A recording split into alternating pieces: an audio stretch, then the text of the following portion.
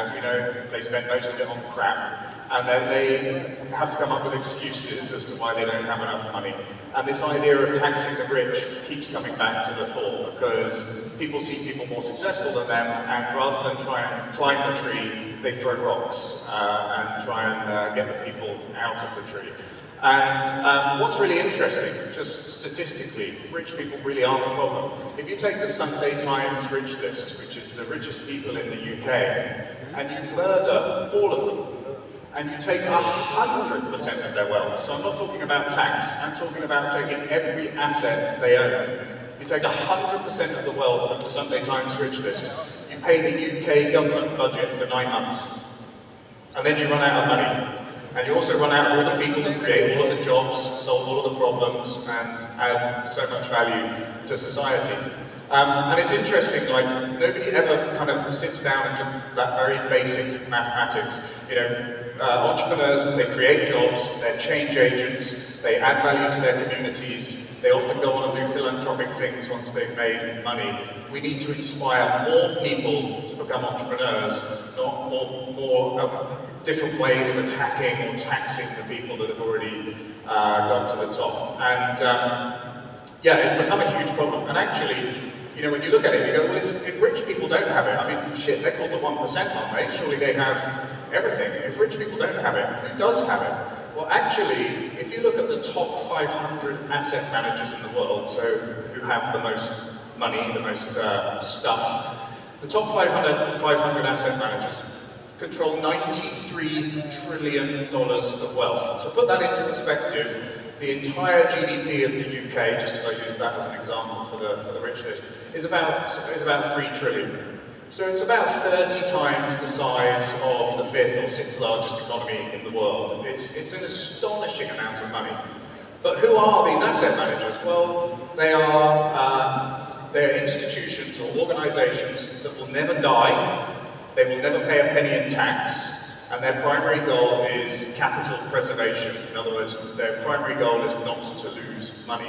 So this is sovereign wealth funds, the Harvard Alumni Fund, the Church of England, like all of these institutions, like I say, they will never die, they will never pay tax, and they're sitting on $93 trillion.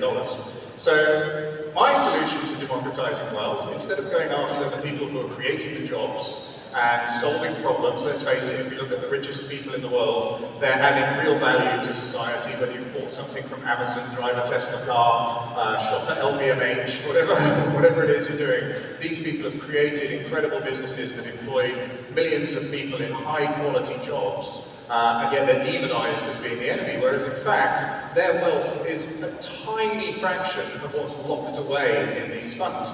And they're making more money all the time. I mean, this is why we have all this inflation, is because they keep printing more and more money. And this money inevitably flows into these same places. So the coffers of these institutions have just been swelling and swelling and swelling.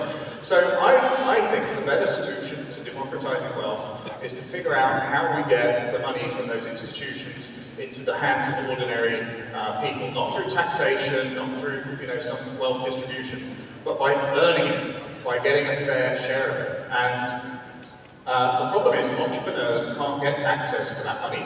That money is incredibly well diversified. When they talk about what they invest in, they're invested in every asset class known to man, apart from small business. So if you look at them, they're in stocks and bonds and real estate and derivative products and commodities, gold, oil, all of these kind of assets are in there, and they pride themselves on how well diversified they are across all those different asset classes. But did you know that 500 asset managers have more invested in Bitcoin than they do in small to medium-sized businesses? Now, small to medium-sized businesses in most mature economies account for half of GDP. So whether you're in Australia, the UK, US, it's about the same. It's about half of GDP comes from small to medium-sized businesses. And about 90% of the private sector workforce are in small to medium-sized businesses. 90%. So there's a huge percentage of people that work for the government. There's a tiny percentage of people that work for big business. Everybody else works in SMEs or SMBs, as they're often called. So small to medium-sized businesses. So this is just systemic to the global economy.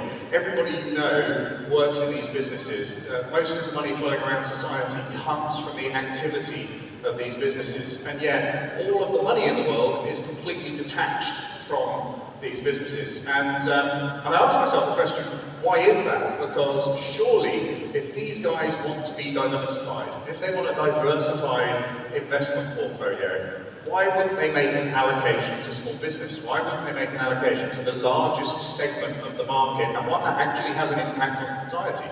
It actually, employs people, creates jobs, and all of that stuff. And it actually comes down to 3 simple rules. When that big capital, remember I said it, rule number 1 was don't lose money. They're trying to preserve capital forever and ever and ever, perpetual capital. So they look for investments where they can manage risk. So the first one is risk. And small businesses are a bit risky. They do suffer from, if they lose a couple of key staff members or they lose a couple of key employees, the business can disappear very quickly.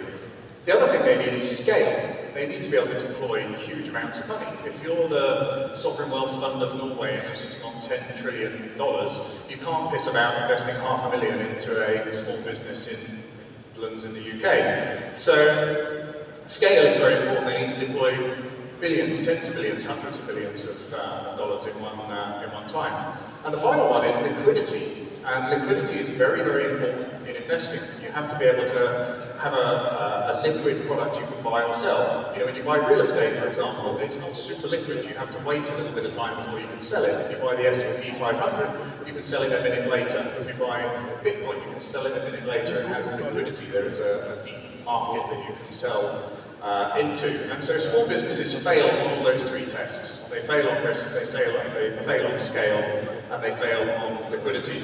And so one of my goals over the last few years has been to try and create small businesses as an investable product, to put groups of companies together, listing them on public markets, so taking small companies public effectively, putting them together in groups so that effectively we can address those issues of risk, scale, and liquidity. The idea is to effectively make small business an investable product, to then get our fair allocation of capital from all of those institutions into small business, and then allow those small business owners, those entrepreneurs, to effectively become empowered by wealth to go on and solve all the biggest problems in the world. I think entrepreneurs are change agents. They can change the world, they can have a huge impact on the world. The biggest challenge they have is getting wealthy, having enough money to be able to focus on those things. And if they've come from a background where they were affected by homelessness, then they will want to solve the problem of homelessness. If they had perhaps somebody close to them die from cancer, they will focus on trying to fix cancer. And honestly, wealthy entrepreneurs with money behind them and experience behind them are far better at solving those problems than well-meaning charities or NGOs or other people that try and approach those problems. If you look at some of the areas where entrepreneurs have engaged in that kind of philanthropy, they've had a massive impact. So Larry Ellison started a cancer research fund, which has had a huge impact. Sean Parker, remember from Facebook? He invested $250 million of his own money into a massive open source cancer research program. They reckon it's reduced or made cancer research or saved 50 years from cancer research just from this $250 million investment that he made. So when these wealthy people get to a certain level, they can have a huge impact, and with their smart approach to solving the problem, they can actually get stuff done. I think sometimes when it's a charity or an NGO, they might be very well-meaning, but they're also on a gravy train. As soon as the problem is solved, they're out of a job. Whereas the entrepreneur actually wants to solve the problem, and it's their money, so they're going to get it solved with their money. So this idea of democratizing wealth, I think, is something that I always want to open people's eyes to understand there is no scarcity in the world. There is tons of money in the world. We have too much money. This is why we call this inflation. We've got too much money in the world. The key is trying to play their game and access that money and bring it into normal societies. But I didn't kind of start there. This is what I'm doing now, and this is sort of how I got there. But I started many years ago. I grew up on a farm in a rural part of the UK, and I used to get to work on the farm for £1 an hour, or $1 an hour, if you want to put it in those terms. And so all that went on in my mind is, how do I make more than $1 an hour? What could I do to possibly make more than $1 an hour? And that was really the genesis of my younger entrepreneurial life, was just trying to make more than $1 an hour. And that included, you know, selling stuff at school, cutting down my mum's flowers and selling them outside the house, doing all sorts of things. And I studied entrepreneurship. I didn't particularly like school. I left school when I was 15 because I'd already started a business, and I went on to pursue that business. But yeah, I read lots of books about business, and I tried to learn as much as I could. I was always on a constant journey of discovery. And I think one of the kind of paradigms that was beaten into me was that if you want to be successful, you had to start a business, and then you had to work your nuts off. It had to be your life and blood just had to be poured into that business.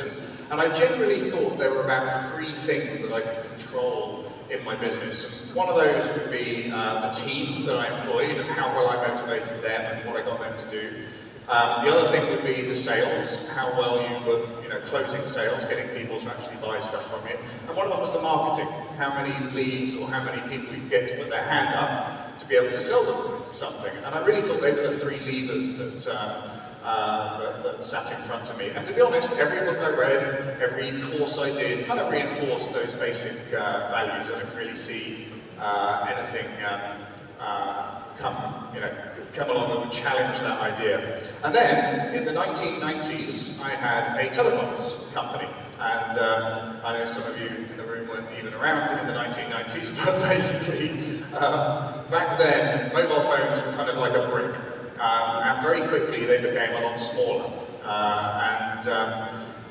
And basically, through that evolution, the market just exploded, and everybody wanted a mobile phone. I had a mobile phone company at that time, and the mobile phone industry went through a transition where initially it was all greenfield. Nobody had a phone, everybody wanted one. That was the marketing and sales process, was to find the people that didn't have one already and get them to buy one. Very quickly, the market gets to saturation. Now everybody has one, and you have to try and get them to change to yours.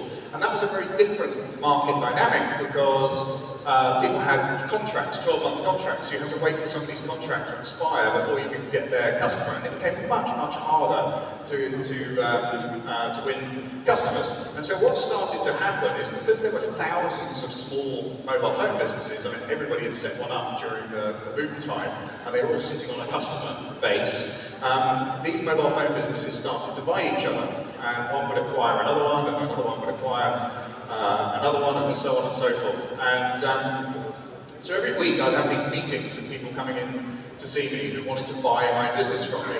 And I'd never thought of the idea of buying a business. Like I say, the 3 levers I was playing with were sales, marketing, and team. And here were people sitting there that were going to buy my business, buy the years of the blood, sweat years that I'd put in, and get a kind of instant upside from adding my business to their business. And I guess one of the reasons I'd never thought about buying a business is because I thought, well, one, you're going to need money, yeah, or you're going to need to have a very friendly bank. And in my experience, there's not really any such thing as a friendly bank. And certainly when you're growing a business hand to mouth, a startup business, you're not sitting on excess cash that you can go and throw at buying a business. But what was really interesting was all of those meetings I was having, they were all presenting ideas to me that actually didn't use very much of their own cash at all. They were presenting ideas to me that were effectively, buying the business without putting money down up front. And I thought, well, I don't have any money, I could do that. That would be something I could do. And so I actually pivoted the way I met people from trying to sell them mobile phones to trying to buy a mobile phone business. And it was a really, really interesting transition. So I used to get most of my customers from face-to-face networking events. So I would go along to anything where there would be business people. And because everybody uses a phone, kind of every person that you meet is a possible customer. And so although my business card said CEO, I was really just a glorified salesperson, running around hunting, trying to find the next customer, the next customer, the next customer. And when I decided to pivot from I want your mobile phones, I want you to be a customer, to I'm looking for a mobile phone company to buy, a really interesting thing happened. The level of conversation I had really elevated. So whereas before, I think people would try and avoid me in the room because I'm the guy who's trying to sell them stuff, now I'm the young kid that's so successful he's buying companies. You know, this was a whole different person that they wanted to talk to. So I found that it opened so many doors. I actually did a £6 million deal with Costco. You know, Costco, the big American trade warehouse type place. So we put a little mobile phone shop in every Costco in the UK. Off the back of meeting the CEO of Costco, telling him we're looking to buy another telecoms company, him thinking we're much bigger than we actually are, getting a meeting with them to put our first little shop inside one of his shops. And once we'd run the pilot scheme for 5 weeks, he said, by the way, we can't find your company. Our procurement department has been looking, and the only company we can find called Unity is this tiny little $1.5 million turnover company in Watford. And we're like, that's us.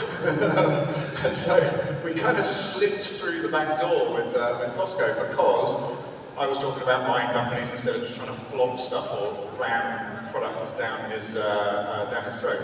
So it elevated the quality of the conversations I had. I was talking a bigger game and it opened lots more doors. But what was interesting is I did actually find a mobile phone company. It was based in the UK in a place called Slough. They've been going for 13 years. I'll tell you a bit more about them in a minute. But basically, I was able to buy this company without putting any cash up front, and I grew by a year's worth of sales in an afternoon. And by adding all of their customers to my company, it was a year's worth of sales in one go. And it was just a complete paradigm shift. All the things I'd held true in my mind about how you grow a business, that it's the team, it's the marketing, it's the sales, suddenly went out the window and I realized I could buy a business. And that just took me from A to M in the alphabet way quicker than having to go through all of the other letters first. So I really kind of discovered the idea that in entrepreneurship you can also do deals. You don't have to just find customers and do stuff. So a deal was like the ultimate value hack for me. The other thing I realized is that as entrepreneurs, we were often getting stuck in the sort of area of customer value. So inside the business, we were focused on improving the customer experience, improving the product, working with the team. And I think there's a point in an entrepreneur's journey where they have to transition from customer value to shareholder value and actually grow the value of the shares of the company. And I think there's 4 main ways entrepreneurs can focus on doing that, and that is that the meetings that you're having every day should be for joint ventures, mergers, acquisitions, and exits. And everything else is a distraction. Everything else is customer value, it's dealing with your team, it's dealing with your customers. There needs to be a point where you move up a rung on the entrepreneurial ladder and you start to focus on that shareholder value that's created by joint ventures, mergers, acquisitions, or exits, because those are the things that have the order of magnitude impact on the business. And the other great lesson I learned was obviously selling a business, and I'll come on to this again a little bit later. Selling a business creates a capital event, and when you're running a business, you have income, you can generate income, but as Mansell was saying on stage earlier, kind of income is what you spend, and if you're not careful, when it stops, there's nothing left. And so a capital event helps you create wealth, because you can put the capital to work and generate an income that doesn't require any input from you, truly passive income. And of course, passive income is one of those sort of terms that's been hijacked and used by so many people. But yeah, real passive income comes in literally while you're asleep.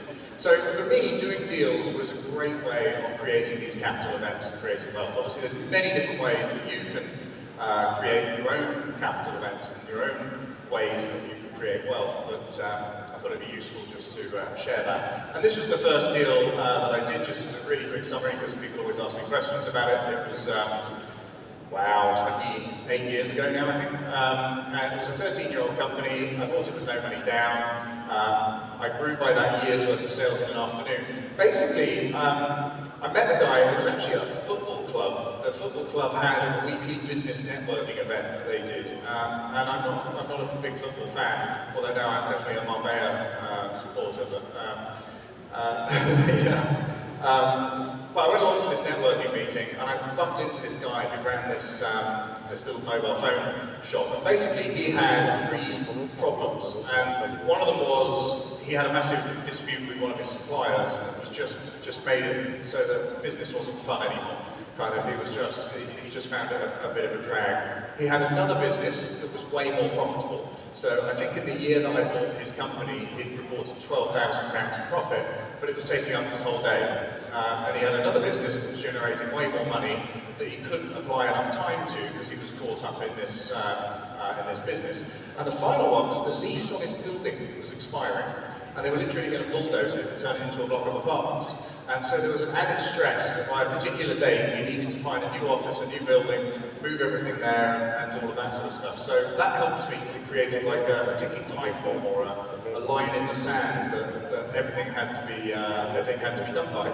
And basically, I just positioned the deal with him to pay him over time. So as we migrate his customers over, we would pay him some money. And obviously he wanted the money up front, but I wanted to pay later, and that's how every deal like this tends to work. But the great thing is, in the small to medium-sized business segment, there isn't a huge queue of buyers. It's kind of virgin territory. There's nobody else out there who's going to write him that check. So he just has to pick the least worst option when it comes to how he gets that deal done. And I was the least worst option, basically. So I was able to do it without putting any money up front. What's interesting is I think if I had the money at that phase in my career, I would have given him a little bit of money, and then I would have been stuck in a paradigm that you can do deals, but you always have to put a little bit of money up front. And it was only that kind of necessity that created the ability for me to do it with no money. So people would ask me, how do you buy a business with no money? And I say, it's easy, you start with no money. Because then you have to find a way to get it done. So that was always my facetious answer anyway. So yeah, the kind of epiphany that I had when I bought this business is that, I'd been running the marathon with the businesses that I was doing, and I didn't need to run the marathon. I could just run the last 10 yards and I still get a medal. So instead of going through that startup phase, going through product creation, going through all the stuff you have to do at the beginning, which is, a real slog, you can just go straight to the point where you've got customers, you've got a website, you've got money coming in every month, and you can skip all of the difficult bits, basically. So that was them found networking. So, what did I do after that? Well, I was full of the joys of spring. I was able to do these deals. And so we went from about 1.5 million revenue and 35 staff to 13.5 million revenue and 135 staff in an 18-month period. By the way, this is back when 13.5 million was a lot of money.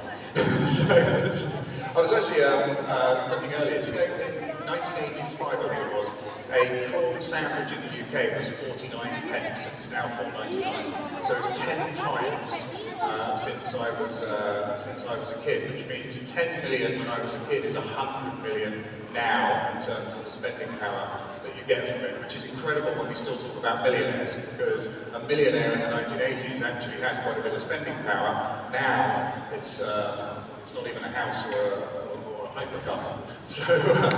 But yeah, just remember, inflation is crazy. But anyway, so I went on this empire building phase. We grew to this 13.5 million, 135 staff. The really weird thing was, 18 months before, I couldn't find $2.5 grand to give this guy up front to buy his mobile phone business.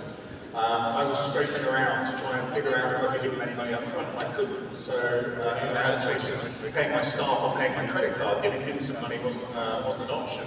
18 months later, our payroll was $250,000 a month. So just the staff was £250,000 a month. So literally went from, just completely changed my whole view of what is a